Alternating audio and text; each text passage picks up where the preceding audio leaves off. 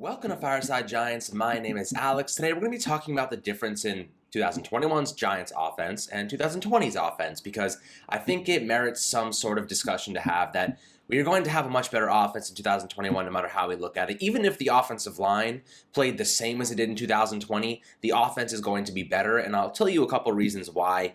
And it starts with the personnel, right? It starts with the personnel, and obviously before we jump into this, we're going to be doing a draft live stream, obviously on draft day. We're going to do one maybe a couple nights before, the night before, just to run through a couple last scenarios, couple last mock drafts, who we think the Giants are going to take and whatnot. So hope to see you guys there. Really excited about that. But this offense, the draft could be kind of tailored toward helping Daniel Jones. We know that Dave Gettleman and management are simply like, we need Daniel Jones to succeed now. We need to give him all the weapons he can possibly use. We need to get him the protection he needs. So I'll tell you what, signing Adoree Jackson, I think they'll use a couple mid-round picks on the defense. But if they do go offense first and second round, we should expect a pretty decent increase in efficiency from that unit. I'll tell you what, having a top 10 defense, I think that defense is actually capable of being a top 5 defense. So let's say they're a top 5 defense next year and they have an average offense. That's a playoff caliber team. But I think the offense is actually capable of being better than just average. I think they can be above average. And there's a couple reasons why. Last year, we were looking at a wide receiver group of Sterling Shepard as our wide receiver one, Darius Slayton, who was kind of struggling. I think he had a couple injuries that were nagging him. Dante Pettis, who came in midseason. CJ Board, who more is really a depth piece, special teams guy. Those were our primary guys. And the Giants just didn't have much to work with in the receiving game. Teams were lining up on man coverage against us, cover 1, cover 0, and they were just rushing extra blitzers. The NFL's a mismatch league, so if you can put 2 pass rushers on 1 offensive lineman, he's going to lose. That's what Baltimore did. I remember specifically they were sending linebackers and safeties. They were sending everyone they could possibly send because their corners, which were actually backup corners, a lot of their guys were injured. They were just man-marking our receivers easily and just taking them out of the game, really allowing them to just rush extra guys. So they were having 2v1s on the offensive tackles, and there's no way an offensive tackle is going to handle that, especially when you're running stunts and getting creative on the interior and sending extra blitzers. You're never going to be able to figure that out if you're a young offensive line with inadequate talent, especially with some guys coming off of COVID. It was just a recipe for disaster, and obviously Nate Solder was gone, with COVID opting out and whatnot. So the Giants were already in a bad position. But this year, looking forward, we don't have Wayne Gallman, who I love, and good for him for signing for the 49ers. He signed for a minimum deal, and the Giants signed Devontae Booker, who I think that maybe overpaid for a little bit, $5.5 million over 2 years, but he's a better pass blocker, and he can be a 3-down back if they need him to be, with Saquon, easing his way back into play after his ACL tear. But Wayne Gallman to Saquon Barkley, it's not even comparable. Saquon Barkley's, was considered a generational talent. He still is. Just the injuries have really derailed his career up to this point. Saquon Barkley compared to Wayne Gallman, not even comparable. The offense is going to be astronomically better just because of Saquon Barkley and the attention he draws. When the Giants played Cleveland, Kareem Hunt, I remember a couple plays specifically where Logan Ryan and Jabril Peppers were both spying on Kareem Hunt to make sure he wasn't going out on arrow routes and running up the seams or just doing wheel routes, but also, those halfback draws. He's a powerful runner. They had to have 2 guys spying on him at all times on the weak side and strong side of the field, so that way they can mitigate any big plays from their biggest playmaker, which is Kareem Hunt. Obviously, OBJ was out for that game, but the Giants need Saquon back because he draws attention from the free safeties, from the strong safeties, from the linebackers, and it takes guys out of the blitz. It pulls guys out of the blitz because defensive coordinators cannot allocate more blitzers if they need to stop a guy like Saquon Barkley, who, let's say you're sending an extra linebacker or safety and Daniel Jones spots that coverage before the snap, and he's like, Saquon, I want you to run an angle route, an arrow route, right to where that guy is standing, because he's not going to be there in a second. He's going to be blitzing me. You're going to have wide open space, catch that ball, and take it as far as you can go. So, the factors that play that Saquon is drawing all this attention is going to be ways that the Giants can exploit over aggressive defenses in 2021. So just Saquon alone is such a massive upgrade over Wayne Gallman. We know this already, though, and it's just really more the attention he draws. It's the qualities he brings. Even when you're stacking the box against Saquon, he can still break off a 60-yard run. You just never know. Just the right blocking, he can break multiple tackles. Hopefully the ACL tear and the knee ligament issues that he's kind of picked up because of this injury against the Bears last year. Hopefully everything is healed properly. He's been training, rehabilitating very well. Everything is going to plan. He spoken and trained with Adrian Peterson, who also went through the same surgery and returned just as well as he was before. And Adrian Peterson was also pretty young. But I think he was in the league a couple more years than Saquon, and he returned and was just fine. So I think Saquon will be fine. Look at Dalvin Cook; he returned from ACL tear, and arguably he's better now than he was before. So I think this day and age, the surgeries are pretty straightforward. The rehab is pretty straightforward. These guys can return and be just fine after ACL tears. So I'm not too worried about that with Saquon. The thing about him that's a little bit concerning is that he's very much reliant on his knees and his balance and his quick twitch abilities, his agility and leaning and putting a lot of pressure on those ligaments. But I think he'll strengthen them over time because, he's a very, very big weightlifter and he does strengthen those things. I think it was more or less the way he landed and like the pressure that went on him when I think it was, I forget who it was, but, he just kind of jumped on him and landed on that leg and that knee at a weird angle. It was just a really bad sequence of events, but I think Saquon Barkley will be just fine. I think the attention he's going to draw is going to be astronomical for how this offense progresses. And there's a couple coaches that they really brought in, like Russ Callaway from LSU, who Ed Orgeron claimed was their secret weapon. He came from Stanford.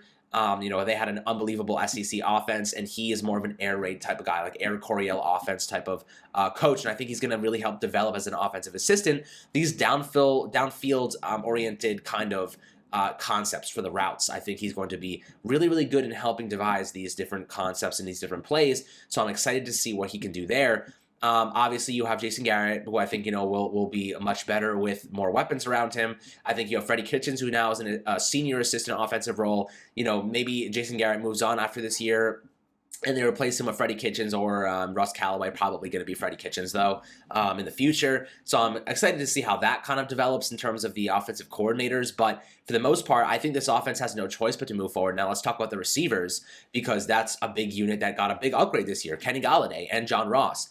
You can't play cover 1 and cover 0 with Kenny Golladay and John Ross, Darius Slay, and Sterling Shepard as your receivers. You just simply can't, because the first matter is, if you're playing cover 1 and cover 0, let's say cover 1, you have one deep safety.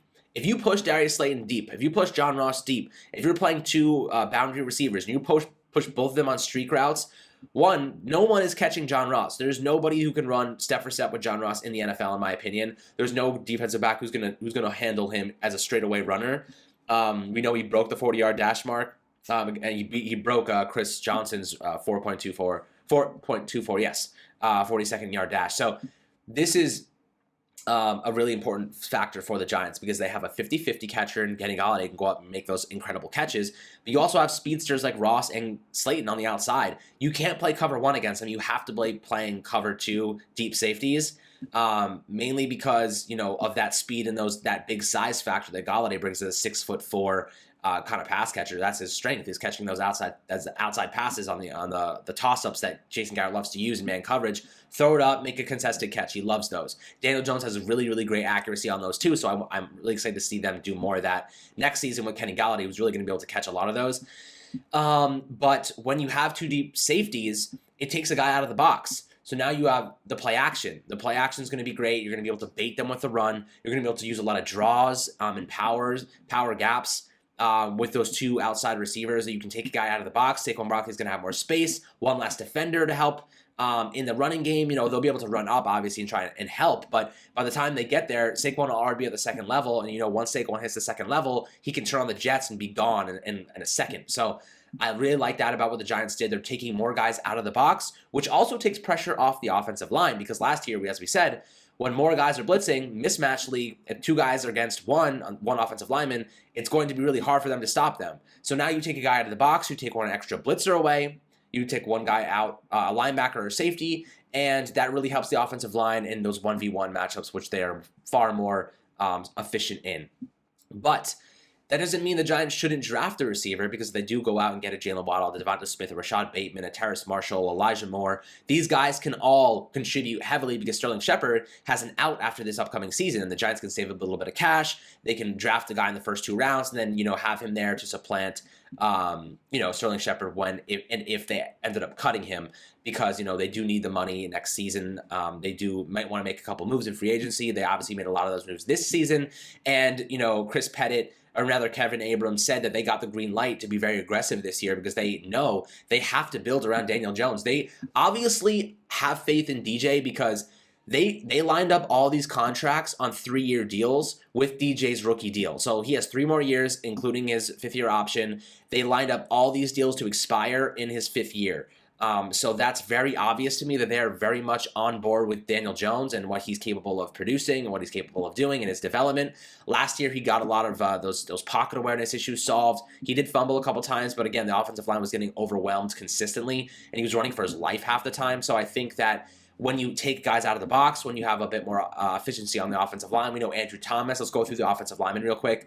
We know Andrew Thomas had an injury that stemmed from training camp that he got surgery with on.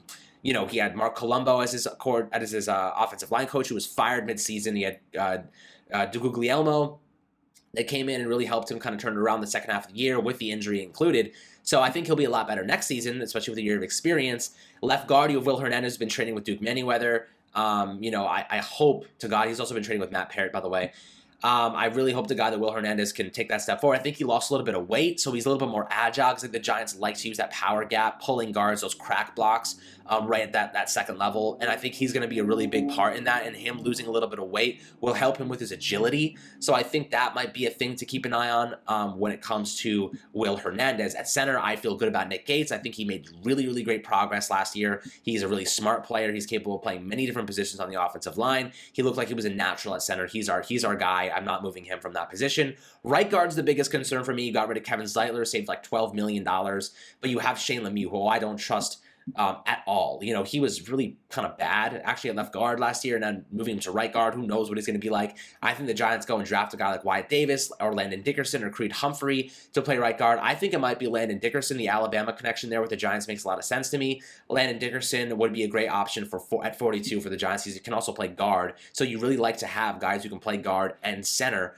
at the NFL as an interior guy. That's really valuable. The thing is with Landon Dickerson, he has a lot of injury history. His ACL tears, he has lower body issues. That's kind of a problem. But when he's on the field, he's an absolute tank. He's physical. He's a great athlete. And he's a leader. He's a vocal leader on the sidelines. He's a vocal leader in the locker room and on the field.